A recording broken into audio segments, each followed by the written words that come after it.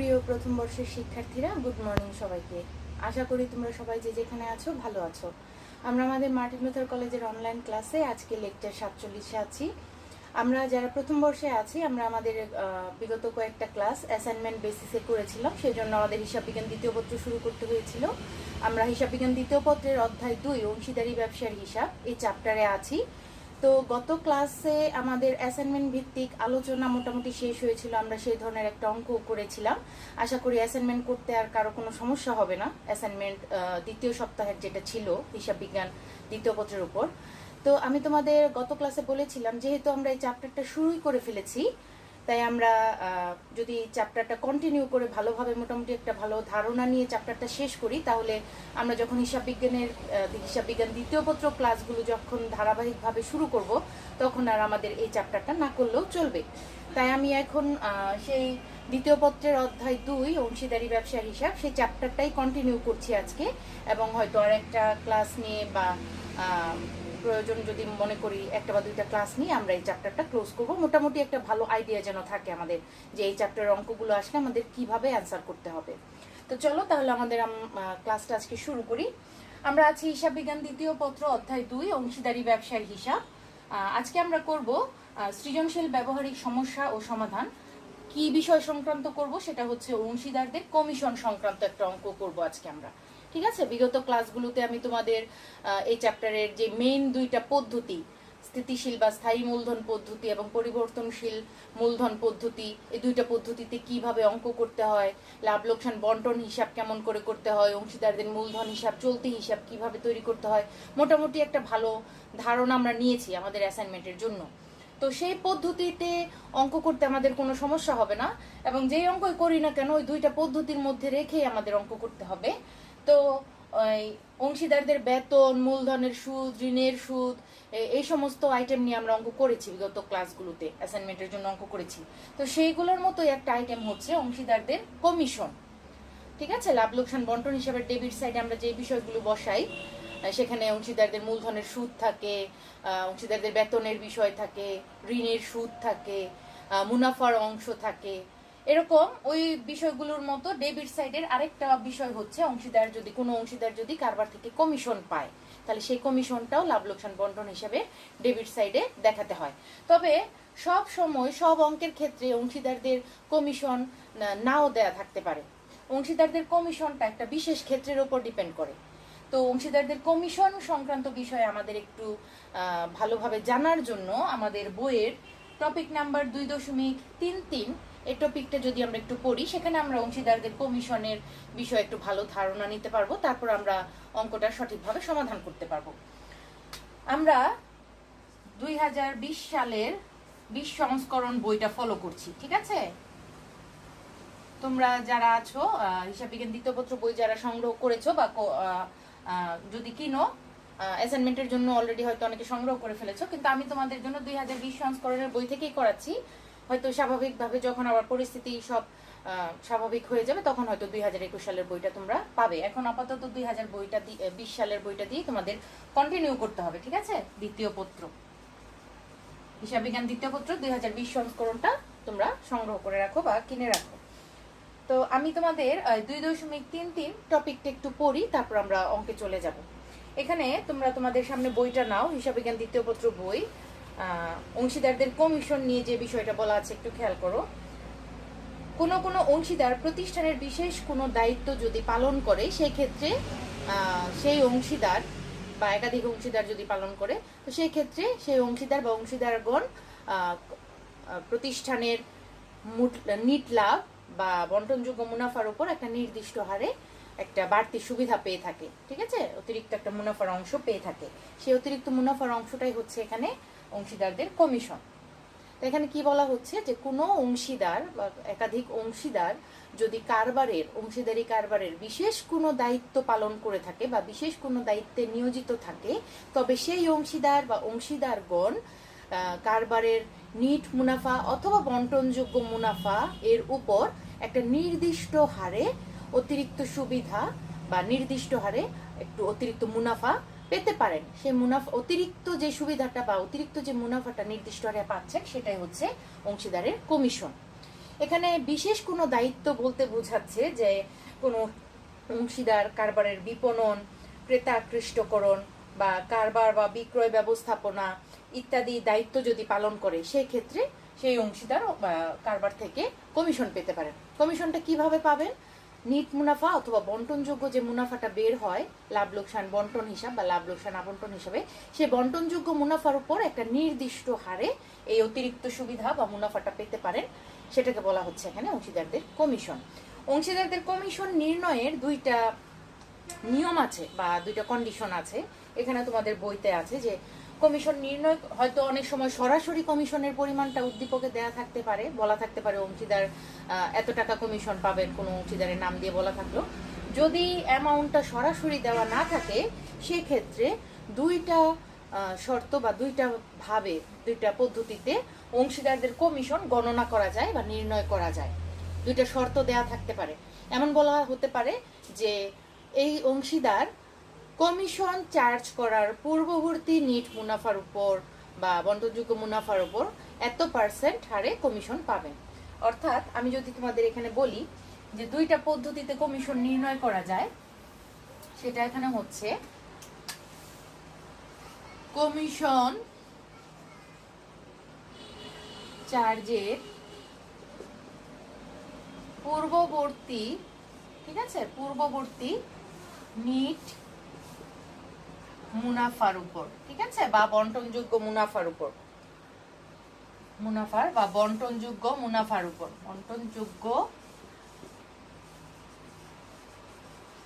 মুনাফার উপর কমিশন পাবেন, এমন যদি বলা থাকে, ঠিক আছে, তখন সেই ক্ষেত্রে কিভাবে আমাদের কমিশনটা নির্ণয় করতে হবে। কমিশন চার্জের পূর্ববর্তী মুনাফা অথবা বন্টনযোগ্য মুনাফা, যেটাই দেওয়া থাকুক না কেন বা যেটাই বলা থাকুক না কেন, এইভাবে যদি বলা থাকে তাহলে সেই ক্ষেত্রে আমাদের কিভাবে কমিশনটা নির্ণয় করতে হবে। খেয়াল রাখবে, আমরা নিট মুনাফা বের করছি অথবা বন্টনযোগ্য মুনাফা নির্ণয় করছি, কিন্তু সেই ক্ষেত্রে কমিশনটা তখনও পর্যন্ত চার্জ করা হয়নি। অর্থাৎ কমিশন চার্জ করার আগের যে নিট মুনাফা, সেটার উপর যদি আমাদের কমিশন ধার্য করতে বলে, সেই ক্ষেত্রে আমাদের কমিশন নির্ণয় করতে হবে এমনভাবে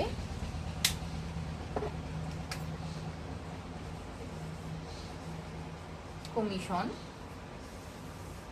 এটা হচ্ছে নিট মুনাফা,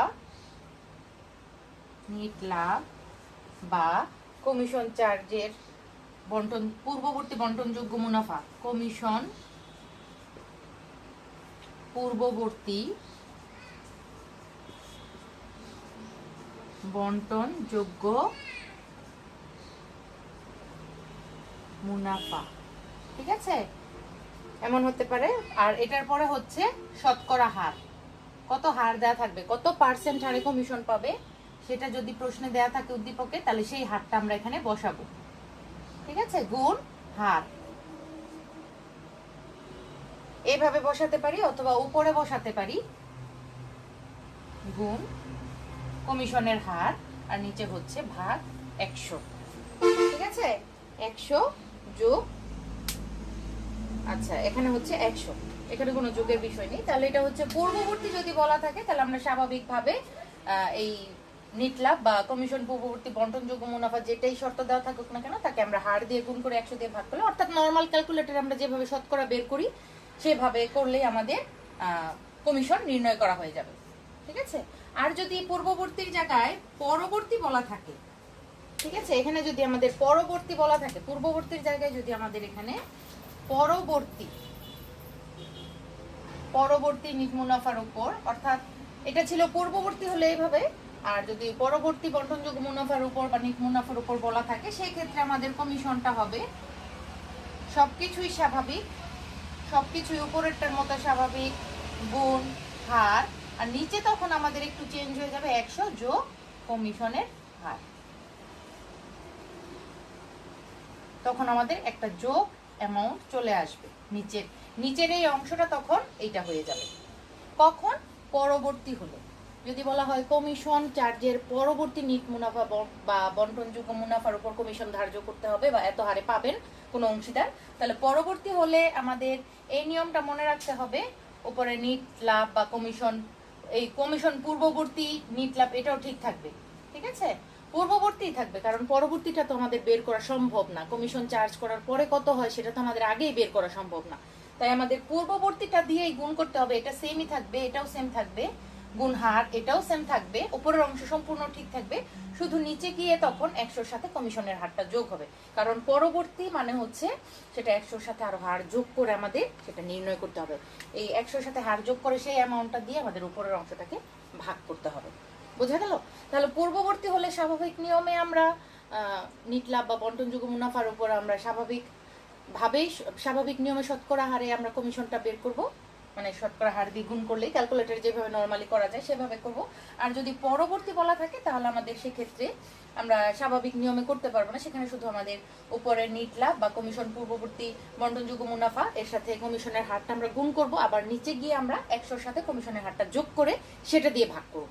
সেটা তখন স্বাভাবিকভাবে শতকরা বের করলে চলবে না। তাহলে আমাদের এই দুইটা নিয়ম মনে রাখতে হবে।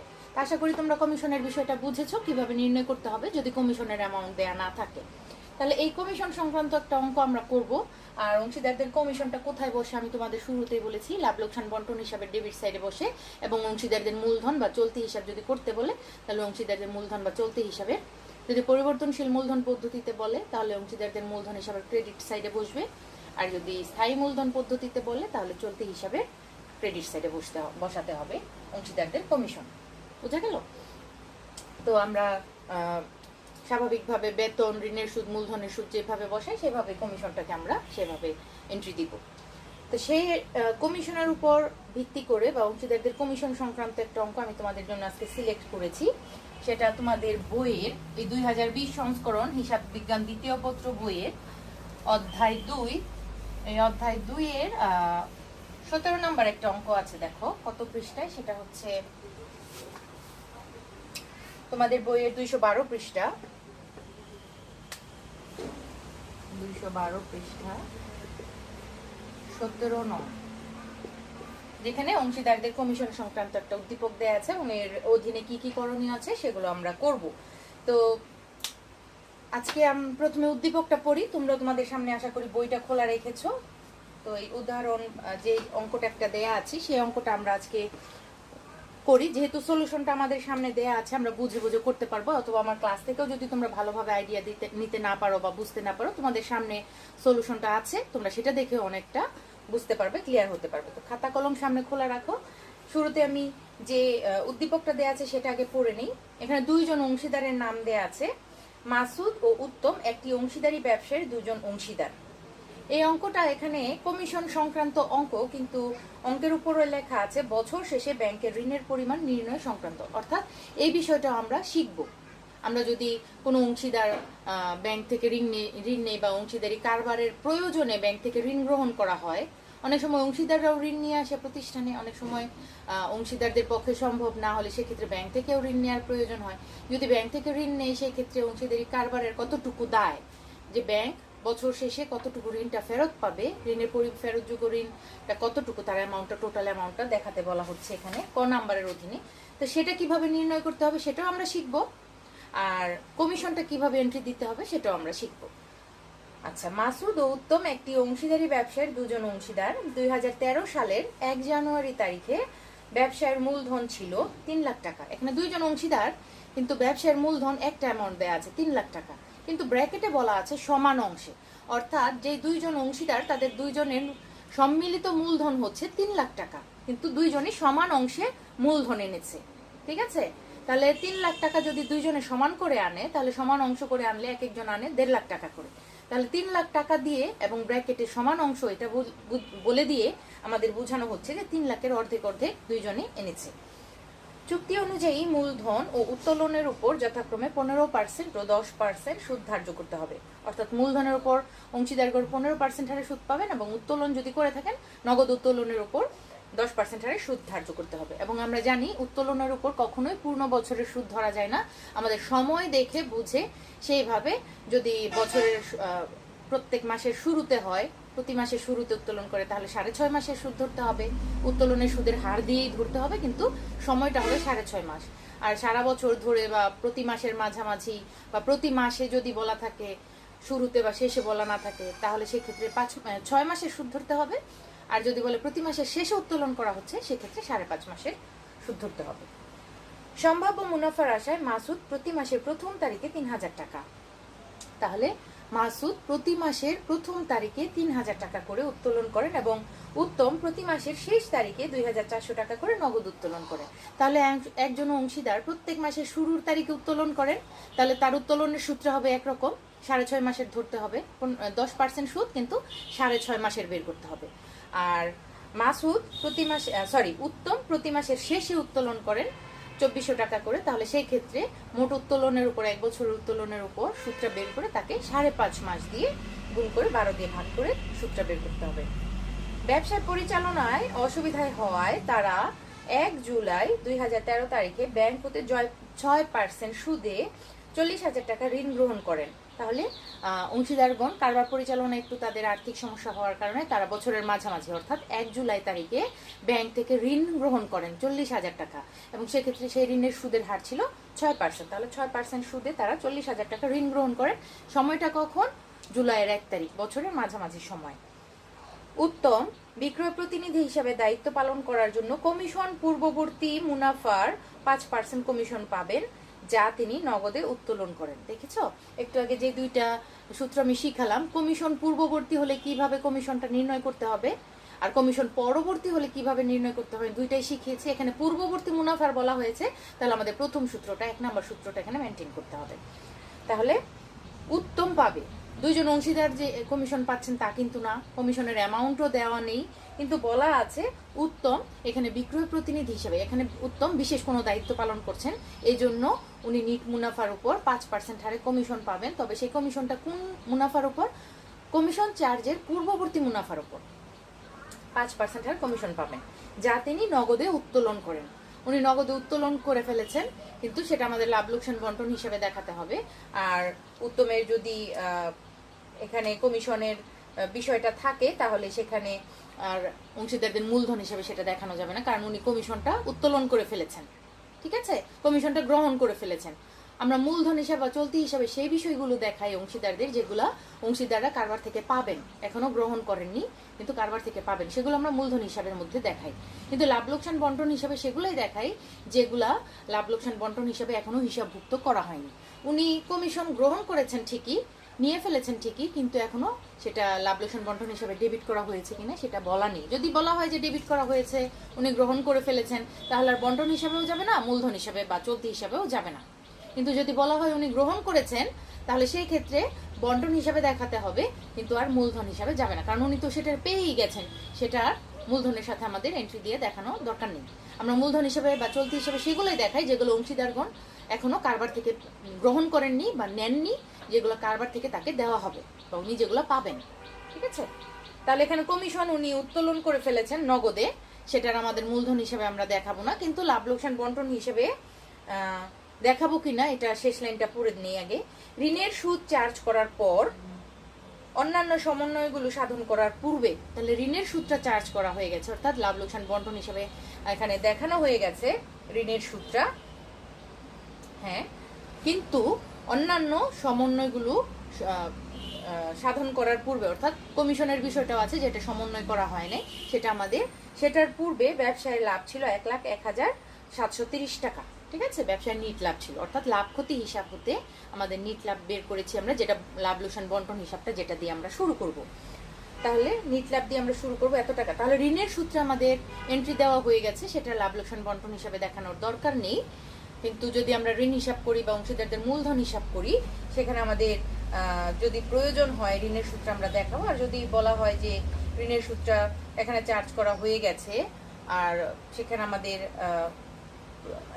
আমাদের মাসুদ বা উত্তমের তো এখানে কোনো বিষয় নেই, কারণ মাসুদ বা উত্তম এখানে কোনো আলাদাভাবে ঋণ দেয়নি। ঠিক আছে, এটা ব্যাংক থেকে নেওয়া হয়েছে। তাহলে ঋণের সূত্র যদি আমরা সেখানে দেখাই, তাহলে ব্যাংকের যে ঋণ হিসাব করতে হবে সেখানে ঋণের সূত্র আমাদের দেখানোর প্রয়োজন, যদি প্রয়োজন হয়। কিন্তু ঋণ হিসাব আলাদা করে করতে বললে সেক্ষেত্রে আমরা দেখাবো। আর এখানে আমরা দেখি যে নিট লাভ দেওয়ার পরে আমাদের করণীয়গুলো কি কি। ক হচ্ছে বছর শেষে ব্যাংকের প্রাপ্য পরিমাণ নির্ণয় করো। এখানে উত্তম বা মাসুদের সাথে ঋণের বিষয়টা জড়িত না, তাই আমাদের অংশীদারদের মূলধন হিসাব এর মধ্যে ঋণের সুদের বিষয়টা এখানে যাবে না। বা লাভ লোকসান বন্টন হিসাবে যে কোনো অংশীদারের ঋণের সুদের অ্যামাউন্টটা সেটাও আমাদের এখানে দেখানোর প্রয়োজন নেই। সেটা আমাদের লাভ ক্ষতি হিসাবে ব্যাংক যে ঋণের সুদটা পাবে সেটা লাভ লোকসান হিসাবে, যেটা লাভ লোকসান বন্টন হিসাবের আগে যেই হিসাবটা করা হয় লাভ ক্ষতি হিসাব বা লাভ লোকসান হিসাব, সেটা বন্টন হিসাব না, সেখানে আমরা ব্যাংকের প্রাপ্য ঋণের সূত্র আমরা দেখিয়েছি। আমাদের অংশীদারি কারবারের খরচ হিসাবে সেই ঋণের সূত্র আমরা দেখিয়ে ফেলেছি, কারণ এখানে বলা আছে ঋণের সুদ চার্জ করার পর। তাহলে আমরা ক নাম্বার যেটা নির্ণয় করব, বছর শেষে ব্যাংকের প্রাপ্য ঋণের পরিমাণ নির্ণয় করো। ঠিক আছে, বছর শেষে ব্যাংক ঋণ বাবদ টোটাল কত টাকা ফেরত পাবেন অংশীদারি ব্যবসায় থেকে, অর্থাৎ ঋণের টাকাও পাবেন এবং সুদ বাবদ কত টাকা পাবেন সেটা নির্ণয় করতে বলা হয়েছে টোটালটা। খ নাম্বার বলা হয়েছে বন্টনযোগ্য লাভের পরিমাণ নির্ণয় করো, এবং গ নাম্বার বলা হয়েছে মাসুদ ও উত্তমের মূলধন হিসাব তৈরি করো। তাহলে লাভ লোকসান বন্টনযোগ্য লাভের পরিমাণ নির্ণয় করতে বললে তো আমাদের লাভ লোকসান বন্টন হিসাব করতে হবে, তা না হলে তো আমরা বন্টনযোগ্য লাভের পরিমাণটা দেখাতে পারবো না, আর সেখানে আমাদের কমিশনের বিষয়টা আসবে। আর মাসুদ ও উত্তমের মূলধন হিসাব তৈরি করো, সেখানে আমাদের মাসুদ ও উত্তমের মূলধন হিসাবের মধ্যে যে কমিশনের বিষয়টা আছে, এখানে অংশীদারদের মূলধন হিসাবে কমিশনটা আসবে না, কারণ অলরেডি উত্তম সেই কমিশনটা উত্তোলন করে ফেলেছেন, সেটার মূলধন হিসাবে দেখানোর প্রয়োজন নেই। যেহেতু এখানে মূলধন হিসাব তৈরি করতে বলেছেন, কিন্তু এটা পরিবর্তনশীল মূলধন পদ্ধতি নাকি স্থায়ী মূলধন পদ্ধতি এই সংক্রান্ত কোনো কথা বলা নেই। তাহলে দুজন অংশীদারের নামে যদি মূলধন হিসাব করতে বলেন, সেক্ষেত্রে আমরা বুঝে নিব যে লাভ লোকসান বন্টন হিসাবের যাবতীয় বিষয়গুলো দেখেই আমাদের অংশীদারদের মূলধন হিসাবটা তৈরি করতে হবে, এবং সেটা পরিবর্তনশীল মূলধন পদ্ধতিতেই হবে। ঠিক আছে, চলতি হিসাবের কথা বলা থাকলে আমরা বুঝতাম সেটা স্থায়ী মূলধন পদ্ধতি। যেহেতু আলাদাভাবে কিছু বলা নেই, আমরা পরিবর্তনশীল মূলধন পদ্ধতি ধরেই অঙ্ক করব। তাহলে আমরা ক নাম্বার শুরু করি, বছর শেষে ব্যাংকের প্রাপ্য পরিমাণ নির্ণয় করো। ব্যাংকের সাথে আমাদের লেনদেন হয়েছে শুধুমাত্র ঋণ সংক্রান্ত বিষয়, তাহলে ব্যাংক আমাদের কাছ থেকে বছর শেষে কত টাকা ফেরত পাবেন বা কত টাকা উনি প্রাপ্য হচ্ছেন ব্যাংক, সেটা আমাদের নির্ণয় করতে হবে। চলো তাহলে আমরা ক নাম্বার সমাধানে যাই। তোমরাও খাতা কলম নিয়ে প্রস্তুত হও, আমি তোমাদের জন্য সমাধানটা করে দিচ্ছি, তোমরা সেটা সেভাবে উঠাবে খাতায় বুঝে বুঝে। ঠিক আছে স্টুডেন্টস, তোমরা সমাধান কটা একটু দেখো। আমরা বছর শেষে ব্যাংকের প্রাপ্য পরিমাণ নির্ণয় করছি, সেটা লিখে নিব প্রথমে। আর টাকার কলামের জন্য একটা কলাম রেখেছি, একটা ছোট্ট একটা ছক এঁকেছি। আমাদের ঋণ আমরা যে নিয়েছিলাম ব্যাংক থেকে 40,000 টাকা ঋণ, সেই ঋণটা অবশ্যই ব্যাংককে বছর শেষে ফেরত দিতে হবে। তাহলে ঋণ বাবদ পাওনা 40,000 টাকা, ব্যাংক আমাদের কাছ থেকে ঋণ বাবদ পাবেন 40,000 টাকা। বছর শেষে এটা আমরা নির্ণয় করছি ব্যাংক আমাদের কাছে কত পাবে। তাহলে 40,000 টাকা তো উনি ব্যাংক তো ফেরত পাবেনি, আর ঋণের সুদ বাবদ যে পাওনা টাকাটা এখনো বাকি আছে, বকেয়া আছে, সেটা তোমাদের বইতে লেখা আছে ঋণের সুদ বাবদ বকেয়া যে পাওনাটা, সেটা লেখা আছে বকেয়া সুদ বাবদ পাওনা।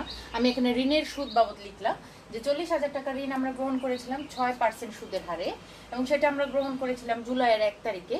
তাহলে আমাদের অর্ধ বছরের সুদ ধরতে হবে, জুলাইয়ের 1 থেকে ডিসেম্বর পর্যন্ত, জুলাই থেকে ডিসেম্বর পর্যন্ত 6 মাসের সুদ, সেটা আমাদের ধরতে হবে, ক্যালকুলেট করতে হবে।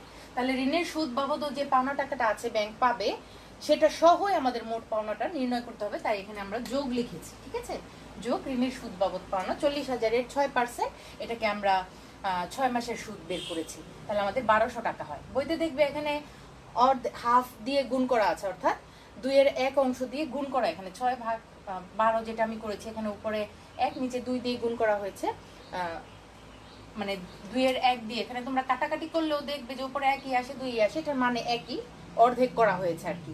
পূর্ণ বছরের সুদটাকে অর্ধেক করা হয়েছে, এই জন্য হাফ দিয়ে গুণ করা হয়েছে, বা 2 দিয়ে ভাগ করে অর্ধেক করা হয়েছে। আমাদের অ্যামাউন্ট আসছে 1200 টাকা, 1200 টাকা। তাহলে টোটাল ঋণ আর ঋণের সুদ মিলে টোটাল ব্যাংক পাবে আমাদের কাছ থেকে বছর শেষে 41,200 টাকা। এটা হচ্ছে ব্যাংকের পাওনা, আমরা যেটা বছর শেষে নির্ণয় করলাম। তাহলে বছর শেষে ব্যাংকের মোট প্রাপ্য টাকা হচ্ছে 41,200 টাকা। তোমরা এইভাবে ক্যালকুলেট করবে। আর কোনো কিছু সুদ বা অবচয় বলো, কোনো শতকরা হারে কোনো কিছু নির্ণয় করতে বলে, সেই ক্ষেত্রে যদি সময় দেয়া থাকে, আমরা সেই সময়ের উপর ভিত্তি করে কিন্তু সেই ক্যালকুলেশনটা করতে পারি। আমরা সেটা নবম দশম শ্রেণীতেও করেছি, একাদশ শ্রেণীতে আমরা করছি অনেক অঙ্ক, জাবেদা খতিয়ানের ক্ষেত্রে বা নগদান বইতে, অনেক ক্ষেত্রেই নগদ প্রাপ্তি নগদ প্রদান জাবেদার ক্ষেত্রে অনেক ক্ষেত্রে আমরা এই শতকরা হারে সময়ের উপর ডিপেন্ড করে বা সময়ের ভিত্তিতে যে ক্যালকুলেশনগুলো, সেটা কিন্তু আমরা অলরেডি নির্ণয় করতে পারি। তাই এত বিস্তারিত আমি যদি নাও বুঝাই, তোমরা বুঝতে পারবে যে কেন এখানে 6 দিয়ে গুণ 12 দিয়ে ভাগ করা হলো, অথবা বইতে কেন হাফ দিয়ে গুণ করা হলো, সেটা তোমরা বুঝতে পারবে। ঠিক আছে? তো আশা করি তোমরা ক নাম্বারটা বুঝেছো। এখন খ নাম্বার আমাদের বলেছে বন্টনযোগ্য লাভের পরিমাণ নির্ণয় করো। এই বন্টনযোগ্য লাভের পরিমাণ নির্ণয় করার জন্য আমাদের আগে কিছু গণনা করে নিতে হবে।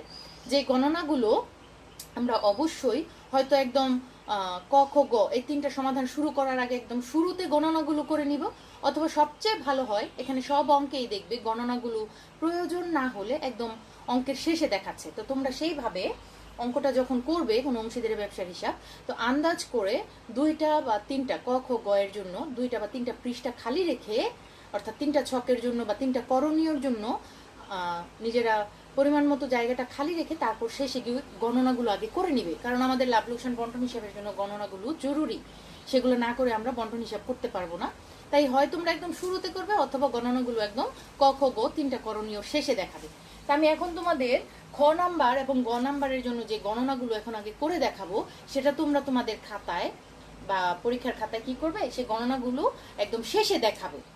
এখন আমাদের প্রয়োজনের জন্য করতে হচ্ছে, কিন্তু তোমরা লাভ লোকসান বন্টন হিসাব এবং অংশীদারদের মূলধন হিসাবের জন্য জায়গা খালি রেখে গণনাগুলো করো। ঠিক আছে? আমি তোমাদের জন্য খ এবং গ এর জন্য এখন কিছু গণনা করছি, তারপর খ এবং গতে আমরা চলে যাব। যদি সময় থাকে আমি গটা করে দিব, আর যদি সময় দেখি অনেক বেশি হয়ে যাচ্ছে তোমাদের জন্য আমি গটা SW দিয়ে দিব। তো শুরু করি আমি গণনাগুলো। আচ্ছা, আমাদের লাভ লোকসান বন্টন হিসাব অংশীদারদের মূলধন হিসাব করার জন্য যে গণনাগুলো প্রয়োজন একটু খেয়াল করো। 1 নম্বর হচ্ছে প্রারম্ভিক মূলধন। আমাদের 2 জন অংশীদারের যে আলাদা আলাদা মূলধন ছিল সেভাবে দেয়া ছিল না, বলা ছিল যে মাসুদ এবং উত্তম সমান অংশে 3 লাখ টাকা এনেছেন, অর্থাৎ 3 লাখ টাকা অর্ধেক অর্ধেক করে এনেছেন। তাই আমরা 3 লাখকে 2 দিয়ে ভাগ করে প্রত্যেকের মূলধন আমরা নির্ণয় করেছি। তাহলে মাসুদ এবং উত্তম প্রত্যেকে 1.5 লাখ টাকা করে এনেছেন। এখন মূলধনের সুদ নির্ণয় করার জন্য আমাদের মূলধনটা ক্যালকুলেট করে নিতে হবে। এই জন্য আগে মূলধনটা বের করে নিয়েছি। মূলধনের সুদ হচ্ছে 15% করে ধরতে বলেছে, তাহলে মাসুদ হচ্ছে 1.5 লাখ টাকার উপর 15% পাবে, 22,500 টাকা আসে। আর উত্তমেরটাও সেম। ঠিক আছে? মূলধনের সুদ আমাদের লাভ লোকসান বন্টন হিসেবে দেখাতে হবে। উত্তোলনের সুদ আলাদাভাবে, আর উত্তোলনটা আমি টোটাল উত্তোলনটা দেখালাম না, কারণ আমাদের প্রশ্নে বলেই দেয়া আছে যে মাসুদ প্রতি মাসের শুরুতে প্রথম তারিখে 3,000 টাকা করে উত্তোলন করেন। তাহলে প্রতি মাসের শুরুতে যদি 3,000 করে উত্তোলন করেন তাহলে 12 মাসে কত হয়, তাই 12 দিয়ে গুণ করলাম। এবং উত্তোলনের সুদের হার হচ্ছে 10, এবং প্রতি মাসের শুরুতে হলে 6.5 মাসের সুদ বের করতে হয়, তাই আমি 6.5 দিয়ে গুণ করে 12 দিয়ে ভাগ করলাম। তাহলে আমরা 6.5 মাসের সুদ যদি নির্ণয় করি মাসুদের, আমাদের 1,950 টাকা হয়। আর উত্তম প্রতি মাসের শেষে 2400 টাকা করে উত্তোলন করেছেন। এটা হচ্ছে শুরুতে এবং শেষে, সেটা শুরুতে হোক শেষে হোক, কিন্তু প্রতি মাসে তো করেছেন, তাই 1 বছরের উত্তোলন বের করতে হলে আমাকে 12 দিয়েই গুণ করতে হবে। কিন্তু সুদটা বের করার সময় আমার মাসের শুরু শেষ নাকি মাঝামাঝি সেটা খেয়াল করতে হবে। তাই আমার 12 দিয়ে গুণ করলাম 1 বছরের উত্তোলন, একে 10 দিয়ে 10% সুদ বের করলাম। 1 বছরের উত্তোলনের উপর 10% সুদ, কিন্তু পূর্ণ বছরের ধরা যাবে না, প্রতি মাসের শেষে যেহেতু করেছেন 5.5 মাস দিয়ে গুণ এবং 12 মাস দিয়ে ভাগ। তাহলে আমার 5.5 মাসের সুদ আসলো 1320 টাকা। এটা হচ্ছে 6.5 মাসের সুদ, যেটা প্রতি মাসের শুরুতে, আর এটা হচ্ছে 5.5 মাসের সুদ, যেটা প্রতি মাসের শেষে। ঠিক আছে? হার ঠিক থাকবে, উত্তোলনের পরিমাণ ঠিক থাকবে বাৎসরিক যেটা, এবং সুদটা বের করার সময় শুধু মাসটা দিয়ে ঠিকভাবে মাসটাকে গণনা করে সেটা নির্ণয় করতে হবে।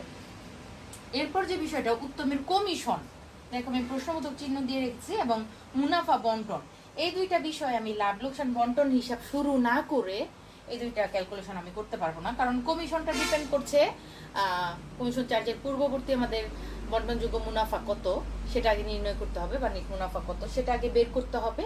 আমাদের লাভ লোকসান বন্টন হিসাবটা শুরু করে ক্রেডিট ডেবিটের কিছু অংশ আগে বসিয়ে নিয়ে তারপর আমাদের দেখতে হবে যে আমাদের বন্টনযোগ্য মুনাফা কত আসে, সেটার উপর ভিত্তি করে আমাদের 5% হারে কমিশন নির্ণয় করতে হবে, উত্তমের কমিশনটা। ঠিক আছে? আর যেহেতু উত্তম এটা গ্রহণ করে ফেলেছে, তাহলে শুধুমাত্র বন্টন হিসাবে দেখাতে হবে, হিসাবে দাখিলা দেওয়ার ভিত্তিতে, যেহেতু এটা এখনো সমন্বয় করা হয়নি লাভ লোকসান বন্টন হিসাবে, কিন্তু অংশীদারদের মূলধন হিসাবে এটা দেখানো যাবে না, কারণ অলরেডি উত্তম এটা গ্রহণ করে ফেলেছে। তাই আমরা এটা বন্টন হিসাবটা করার পর একটা সাইডে আমি কমিশনের পরিমাণটা নির্ণয় করব, এবং মুনাফা বন্টন সেটা কিভাবে হবে সেটাও ওই বন্টন হিসাবের শেষে গিয়ে ব্যালেন্স বের করে আমাদের তারপর বন্টনযোগ্য মানে মুনাফা বন্টনটা দেখাতে হবে অংশীদারদের আনুপাতিক হারে। এখানে যেহেতু অংশীদারদের মূলধনের যেই পরিমাণটা বলা আছে, 2 জনের সমান অংশে মূলধন এনেছেন, এবং ওনারা কিভাবে কি অনুপাতে মুনাফা বন্টনের যে অনুপাতটা সেটা এখানে ওইভাবে দেয়া নেই, তাই আমাদের মুনাফাটা যে অংশে অংশীদারগণ নিয়ে এসেছেন, যেইভাবে সংগ্রহ করেছেন মুনাফাটা অংশীদারি কারবারের জন্য, আমাদের মুনাফা বন্টনের অনুপাত দেয়া না থাকলে আমরা মূলধন আনয়নের আনুপাতিক অংশ ধরে আমরা মুনাফাটা বন্টন করবো। অর্থাৎ এখানে দেখা যাচ্ছে দুইজনই সমান অংশে মূলধন এনেছেন, তাহলে তারা সেইভাবে মুনাফাটাও পাবেন।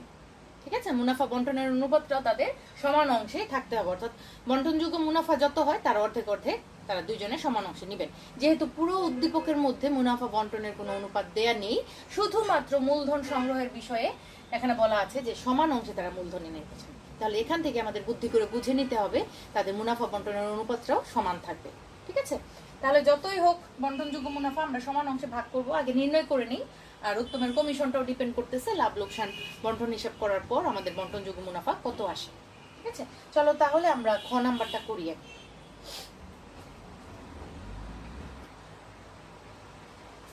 ডিয়ার স্টুডেন্টস, একটু দেখো সমাধান খটা। বন্টনযোগ্য লাভের পরিমাণ নির্ণয়। মাসুদ ও উত্তমের আমরা কি করছি, লাভ লোকসান বন্টন হিসাব করছি 2013 সালের 31 ডিসেম্বর তারিখে সমাপ্ত বছরের জন্য। আমরা জানি লাভ লোকসান বন্টন হিসাবে কিভাবে করতে হয়, বিগত ক্লাসগুলোতে আমরা খুব ভালোভাবে শিখেছি। তো লাভ লোকসান বন্টন হিসাবের টি ছকের মতো দুইটা সাইড থাকবে অবশ্যই, যেহেতু এটা হিসাব বলেছে, তো ডেবিট এবং ক্রেডিট দুইটা সাইড থাকবে খতিয়ানের মতো, টি ছকের মতো।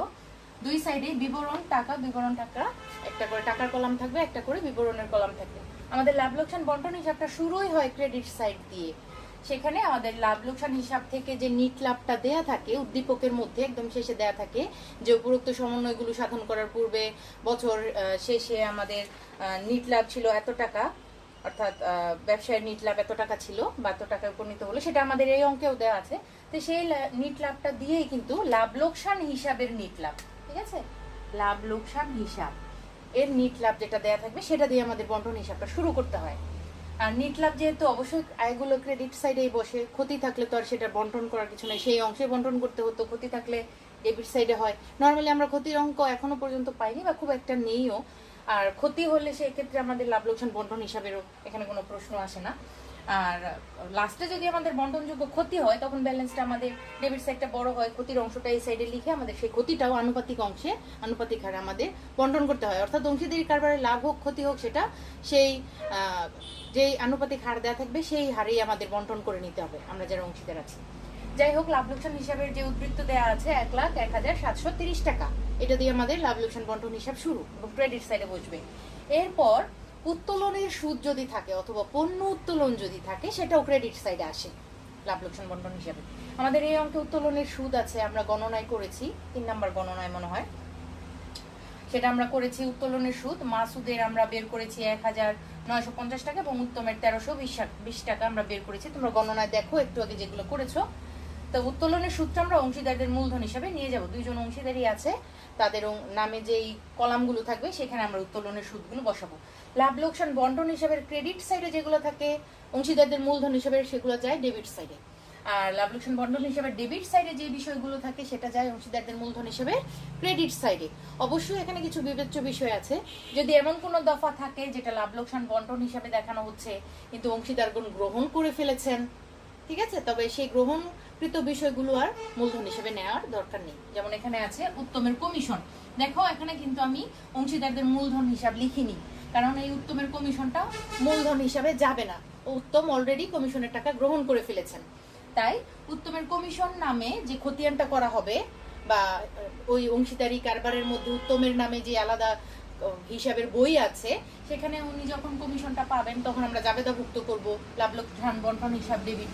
কোনো কমিশন, তারপর বেতন, তারপর আমরা বিগত ক্লাসগুলোতে দেখেছি যে ঋণের সুদ বা ঋণ গ্রহণ করলে সেক্ষেত্রে জাবেদা কি হয়, আমি তোমাদের টপিক নাম্বারগুলো লিখে দিয়েছিলাম, সেই টপিকগুলো তোমরা ভালোভাবে পড়বে, তারপর দেখবে সেখানে জাবেদার বিষয়গুলো দেওয়া আছে যে এমন হলে জাবেদা কিভাবে করতে হয়, জাবেদা কিভাবে হিসাবভুক্ত করতে হয়। তাহলে উনি যখন কমিশনটা গ্রহণ করেন, কমিশন কারবার থেকে নেন, তখন এটা লাভ লোকসান বন্টন হিসাব ডেবিট, আর উত্তমের মূলধন হিসাব যদি মূলধন হিসাবে যায় তো মূলধন হিসাব, আর যদি কমিশনটা নগদে গ্রহণ করে ফেলেন তাহলে নগদান হিসাবে। এখানে আমাদের কমিশনের এখানে যে টপিকে যেটা দেওয়া আছে অংশীদারদের কমিশন, এখানে জাবেদা দেওয়া আছে লাভ লোকসান বন্টন হিসাব ডেবিট, অংশীদারদের মূলধন বা চলতি হিসাব ক্রেডিট, যদি ওই অংশীদার কমিশন গ্রহণ না করে থাকেন। উনি যেহেতু এখন কমিশন গ্রহণ করে ফেলেছেন, সেক্ষেত্রে আমরা সেটাকে নগদান হিসাবের মধ্যেই দেখাতে পারি। ঠিক আছে, বেতন যদি নগদে উঠিয়ে নেন, কমিশন যদি নগদে গ্রহণ করে ফেলেন, তাহলে সেক্ষেত্রে লাভ লোকসান বন্টন হিসাব, যেহেতু কমিশনটা লাভ লোকসান বন্টন হিসাবে ডেবিট সাইডে বসে, তাই এই হিসাবের নামটাকে কমিশনের নামের জায়গায় দিতে হবে। লাভ লোকসান বন্টন হিসাব ডেবিট, আর উনি যেহেতু কমিশনটা গ্রহণ করে ফেলেছেন, তাই নগদান হিসাব ক্রেডিট। যদি কমিশনটা না নিতেন তাহলে এটা মূলধন বা চলতি হিসাবে যেত, তখন অংশীদারদের মূলধন বা উত্তমের মূলধন বা কমিশন হিসাব ক্রেডিট হতো। ঠিক আছে, সেইভাবে আমরা জাবেদাগুলো শিখে যদি করতে বলে কোনো অঙ্কে যেন আমরা দিতে পারি, সেইভাবে আমরা ধারণা নিয়ে রাখবো। আমি কিন্তু প্রতিটা ক্লাসে তোমাদের টপিকগুলোর নাম্বার লিখে দিচ্ছি, তোমরা সেইভাবে প্রস্তুতি নিবে, বাসায় পড়বে, বাসায় যেন জাবেদা হোক, খতিয়ান হোক, অথবা লাভ লোকসান বন্টন হিসাব হোক, অংশীদারদের মূলধন হিসাব, যেটাই করতে বলে যেন ভালোভাবে করতে পারো। এখন আমাদের করণীয় হচ্ছে উত্তমের কমিশন হিসাব, কমিশনের পরিমাণটা কত সেটা নির্ণয় করা।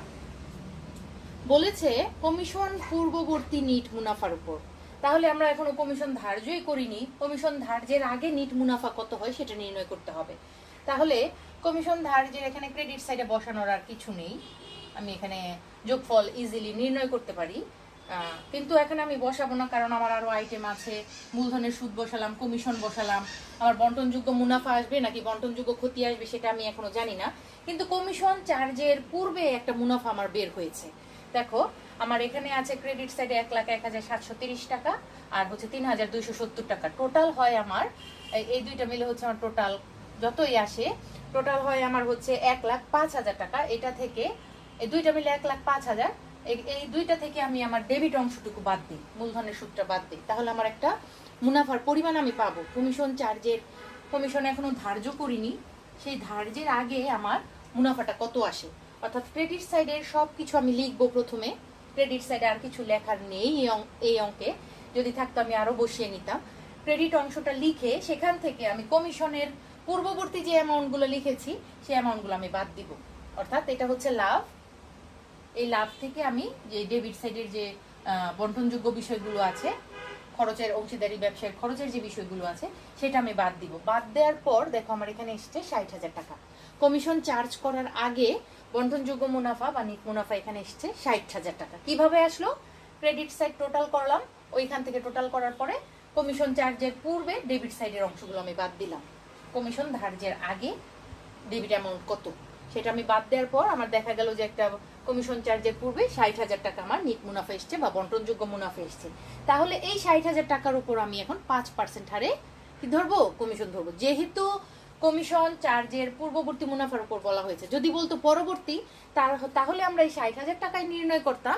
সেই ক্ষেত্রে আমাদের ওই নিচে ভাগের অংশে গিয়ে 100-র সাথে আমাদের হারটা যোগ করে সেটা দিয়ে ভাগ করতে হতো, কিন্তু আমাদের পূর্ববর্তী মুনাফার উপর বলা হয়েছে, তাই 60,000-এর উপর শুধুমাত্র 5% বের করলে হবে।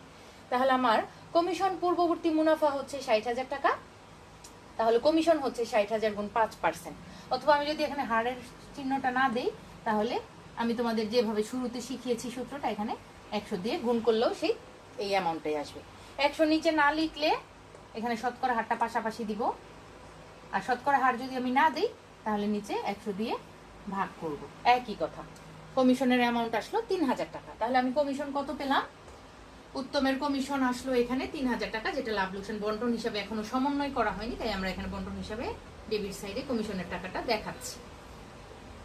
এছাড়া লাভ লোকসান বন্টন হিসাবে ডেবিট সাইডে বা ক্রেডিট সাইডে বসানোর মতো আর কিছু নেই। এখন আমরা যোগফল নির্ণয় করতে পারি দুই সাইডেরই। আমরা ব্যালেন্স নির্ণয় করব, বন্টনযোগ্য মুনাফা আসে নাকি ক্ষতি আসে।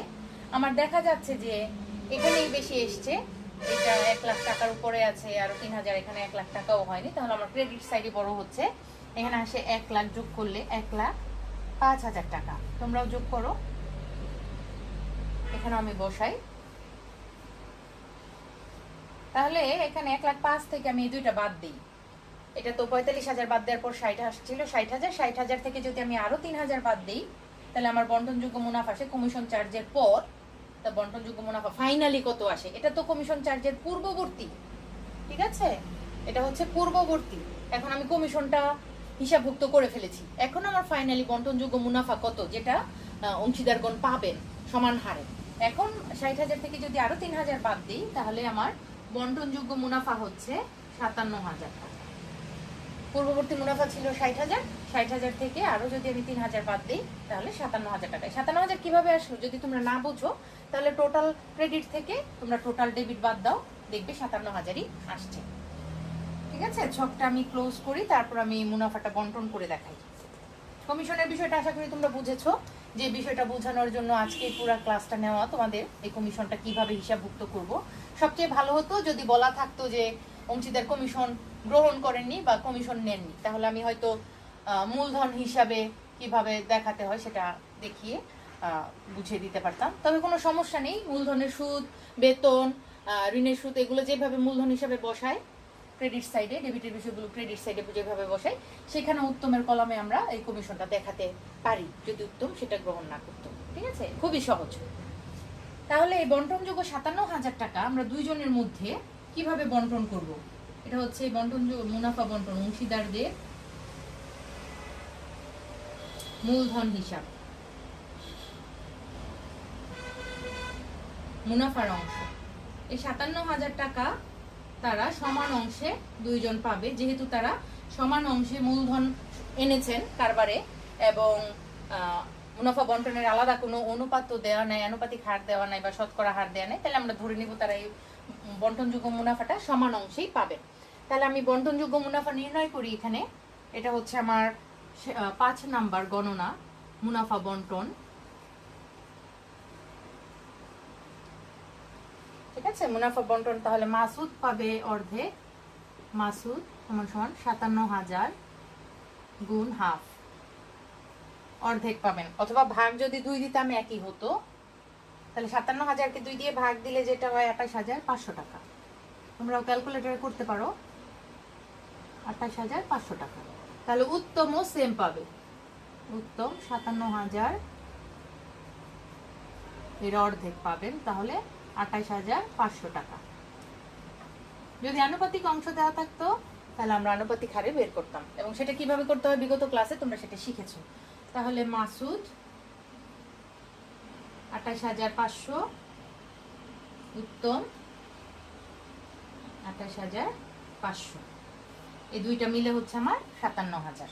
আশা করি তোমরা এই লাভ লোকসান বন্টন হিসাবটা বুঝেছো। এখন যেটা তোমাদের জন্য করণীয়, যেহেতু যথেষ্ট সময় আমি নিয়েছি এই অংশীদারদের কমিশনের বিষয়ে বোঝানোর জন্য, সূত্রগুলো লিখে দিয়েছি, কিভাবে সেটা হিসাবভুক্ত করতে হয় সেটা বারবার বলছি, লাভ লোকসান বন্টন হিসাবটা করে দিয়েছি, সেখানে ব্যাংকের থেকে ঋণ গ্রহণ করলে এবং ঋণের সূত্র কিভাবে বের করতে হয়, সেটা বছর শেষে পাওনা কেমন হয় সেটাও আমি তোমাদের বুঝিয়ে দিয়েছি। তো ক এবং খ যেহেতু তোমরা ভালোভাবে বুঝেছো, একদম গণনা সহ খুব বিস্তারিতভাবে বুঝিয়েছি, তো তোমাদের যেটা করণীয় হবে, গ নাম্বারটা আমি করে দিব না, তোমরা সেই গ নাম্বারটা, যেহেতু বিগত ক্লাসে তোমরা অংশীদারদের মূলধন হিসাব করাটা শিখেছো, তাহলে উত্তম, মাসুদ এবং উত্তমের নামে অংশীদারদের মূলধন হিসাবটা তোমরা নিজেরা করবে, বুঝে বুঝে বিগত ক্লাসের নিয়মগুলো ফলো করে, অ্যাসাইনমেন্টের নিয়মগুলো ফলো করে বুঝে বুঝে করবে, করে তারপর বইতে যে সমাধানটা করা আছে সেটার সাথে তোমরা মিলাবে। তাহলে এখানে অংশীদারদের মূলধন হিসাবে এটা আসবে না, যেহেতু এখানে উত্তমের কমিশন হিসাব লেখা, অংশীদারদের মূলধন হিসাব লেখা নেই, উত্তম এটা গ্রহণ করে ফেলেছেন, তাহলে এটার মূলধন হিসাব আসবে না। তাহলে কোনগুলো আসবে? যেটা অংশীদারদের মূলধন হিসাব লেখা, যে বিষয়গুলোতে অংশীদারদের মূলধন হিসাব লেখা, সেই বিষয়গুলো শুধু অংশীদারদের মূলধন হিসাবে যাবে। আরেকটা বিষয় যাবে, সেটা হচ্ছে উত্তোলন, নগদ উত্তোলনের টাকাটা যাবে, পণ্য উত্তোলন থাকলে সেগুলো যাবে। তাহলে অংশীদারদের মূলধন হিসাবের যেগুলা লাভ লোকসান বন্টন হিসাবের ক্রেডিট সাইডে আছে সেটা ডেবিট সাইডে দেখাতে হবে, আর যেটা লাভ লোকসান বন্টন হিসাবে ডেবিট সাইডে আছে সেটা ক্রেডিট সাইডে দেখাতে হবে অংশীদারদের মূলধন হিসাবে। সেখানে কাদের কাদের নামে টাকার কলাম হবে? মাসুদ এবং উত্তমের নামে। এবং অংশীদারদের মূলধন হিসাবটা অবশ্যই মূলধনের ব্যালেন্স দিয়ে বা প্রারম্ভিক মূলধন দিয়ে কিন্তু শুরু হবে। যদি প্রতিষ্ঠানটা নতুন না হয় তাহলে ব্যালেন্স বিডি দিয়ে শুরু হবে।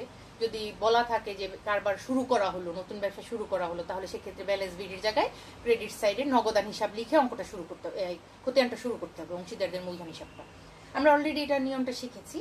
আর এখানকার ডেবিট সাইডের বিষয়গুলো ক্রেডিট সাইডে দেখাতে হবে, যেগুলো অংশীদারদের মূলধন হিসাবে যাবে বলা আছে সেগুলো, এটা যাবে না এখানে। আর যেগুলো ক্রেডিট সাইডে আছে সেখানে আমরা নগদ উত্তোলনের পরিমাণটাও আমরা দেখাবো, বার্ষিক যেটা 12 দিয়ে গুণ করার পর কত আসলো, এটা আমি হয়তো গণনায় ওইভাবে ফাইনাল অ্যামাউন্টটা লিখিনি, শুধু সুদের পরিমাণটা লিখেছি। তো 12 দিয়ে গুণ করার পর কত আসে সেই উত্তোলনের পরিমাণটাও ডেবিট দিকে লিখতে হবে, তারপর উত্তোলনের সূত্রটাও এখানে মূলধন হিসাবে ডেবিট সাইডে দেখাতে হবে। অবশ্যই লাভ লোকসান বন্টন হিসাব লিখে নিতে হবে, ঠিক আছে? যেটাই আমরা লাভ লোকসান বন্টন হিসাব থেকে মূলধন হিসাবে নিব যখন, সেখানে আমাদের লাভ লোকসান বন্টন হিসাবটা লিখে নিতে হবে। আবার যখন লাভ লোকসান বন্টন হিসাবে আমরা মূলধনে কোনটা কোনটা যাবে সেটা আমরা লিখছি, তখন আমরা অংশীদারদের মূলধন হিসাবে কথাটা আমাদের লিখে নিতে হবে। এটা নিয়ম, এটা আমরা নিজের মতো করে করতে পারি না, এটা হিসাব বিজ্ঞানের নিয়ম। তো ডিয়ার স্টুডেন্টস, আশা করি তোমরা আজকের ক্লাসের বিষয়গুলো ভালো করে পড়েছো এবং তোমাদের যে HW দিলাম গটা, এই অঙ্কের গ নাম্বারটা তোমরা বাসায় করবে। আর সেই সাথে কিছু অঙ্ক বইয়ের উদাহরণ থেকে তোমরা করে রাখবে, যেটা এই চ্যাপ্টারটা ভালোভাবে বোঝার জন্য তোমাদের হেল্প করবে। সেটা হচ্ছে তোমরা এই 2020 সংস্করণই আমি তো ফলো করছি, 2020 সংস্করণ হিসাব বিজ্ঞান দ্বিতীয় পত্র বই, আরও কিছু HW তোমাদের দিয়ে দিই। উদাহরণ 12 থেকে তোমরা 16 পর্যন্ত করবে, 12 থেকে 16। খুব সহজ কিছু উদাহরণ দেওয়া আছে, যেহেতু আমরা অ্যাসাইনমেন্টের অঙ্কটা পুরো চ্যাপ্টারের উপর ভিত্তি করে করেছি, তো অ্যাসাইনমেন্টে সেই অনেক ধারণায় আমরা কিন্তু নিয়ে ফেলেছি। সেই ধারণার উপর ভিত্তি করে তোমরা উদাহরণ 12 এবং 16 কিন্তু বুঝতে পারবে এবং খাতায় সেভাবে প্র্যাকটিস করবে। এবং আরো কিছু অঙ্ক, যেটা হচ্ছে উদাহরণ 21 থেকে 24, ঠিক আছে? 12, 13, 14, 15, 16 5টা, আর 21, 22, 23, 24 4টা, 9টা অঙ্ক আমি তোমাদের দিলাম। আর HW আজকের অঙ্কটার গ নাম্বারটা তোমরা করবে, ঠিক আছে? এই অঙ্কগুলো তোমরা বইতে 9টা অঙ্ক যখন দেখবে, বুঝে বুঝে যখন করতে যাবে, দেখবে তোমরা অঙ্কটা পড়ার পরে বুঝতে পারছো কিভাবে সেটা সমাধান করতে হবে, যেহেতু আমরা অলরেডি অনেক বেশি আইডিয়া নিয়ে ফেলেছি এই চ্যাপ্টার থেকে। আশা করি তোমরা বাসায় সবাই সেভাবে স্টাডি করবে, সবাই বুঝে বুঝে করবে। তো নেক্সট ডে আমরা আরেকটা ক্লাস দিয়ে এই চ্যাপ্টারটা আমরা শেষ করে ফেলবো। সেখানে হয়তো আমরা নতুন একটা বিষয় আছে, অংশীদারদের লাভ লোকসান কিভাবে সমন্বয় হিসাবে দেখাতে হয়। কোনো কোনো বিষয় যদি লাভ লোকসান বন্টন হিসাবে দেখানো থেকে বাদ পড়ে যায় এবং পরবর্তী সেটা যখন সমন্বয় করতে হয় সেটা কিভাবে করতে হয়, সেইভাবে ক্যালকুলেশনগুলো আমরা দেখাবো আগামী ক্লাসে।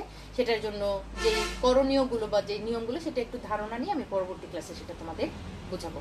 তা আশা করি সবাই তোমরা আজকের ক্লাসটা ফলো করবে সঠিকভাবে, এবং যেভাবে হোম টাস্ক দিয়েছি সেভাবে বাসায় সবাই প্র্যাকটিস করবে। সবাই ভালো থাকো, সুস্থ থাকো, ধন্যবাদ সবাইকে।